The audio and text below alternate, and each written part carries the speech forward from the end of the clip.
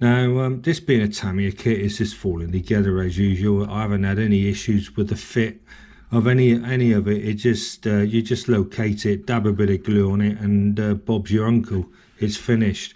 And I've chosen some of the Normandy options, such as this here, but I haven't chose the actual hedge cutter that goes on the front here. I was in two minds whether to add that, but I'd prefer to have the tank as it is, because that hedge cutter looks a bit cumbersome on the front of there and spoils the look of the tank. But if you ever decide to use a hedge cutter, make sure you don't glue these two, because behind here is the fixing locations for that unit.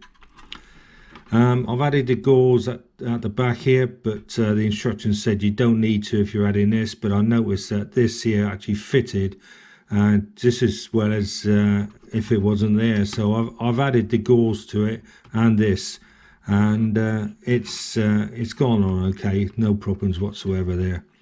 The turret wasn't a problem either, apart from the fact that I overlooked the instructions regarding drilling two holes here and one on the side for the light. Now, luckily enough, those holes you can just barely see an outline of them on the molding here. So, excuse me. So I was able to drill these in the right position, and the same with the light on the side. I've used a 1.2mm drill on those three parts, and it was a perfect fit. So no problems there. But why I overlooked those drilling operations, I don't know. I normally read the instructions to find out these little oddities, but I've obviously overlooked it.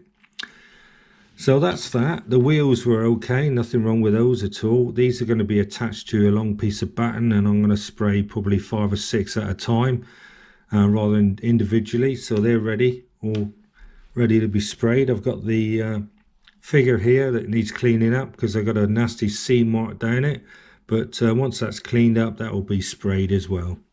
A couple of other things, the tow ropes. Unusually they've supplied some string to represent the tow ropes. Quite a nutty idea, that, quite good. And there was plenty of string there, so I got a bit left over.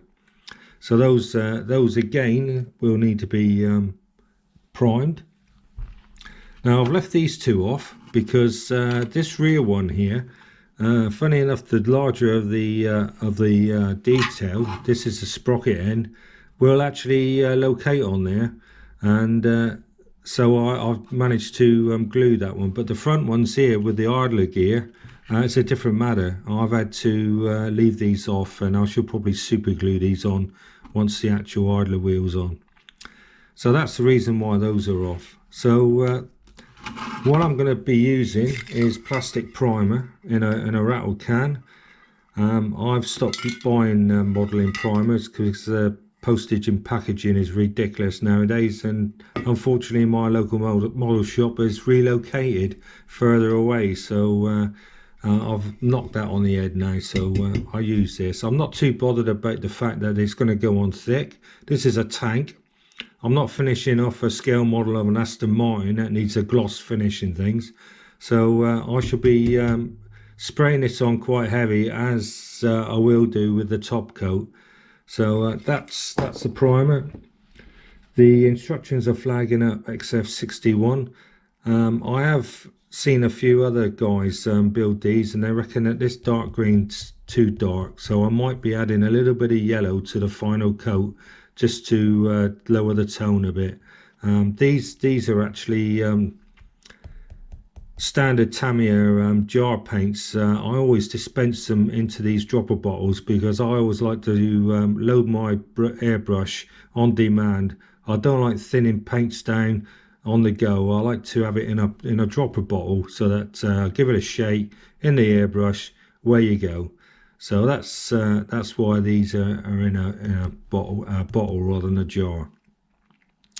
I won't be using any matte varnishes, gloss varnishes or anything like that. So once the top coat's done, I will do some actual detailing, and then I shall be weathering it with powders. And again, I use what I determine as a dry weathering process. In other words, I don't use any any liquids or anything on it. I just use strictly powders because I find that it looks better, I think.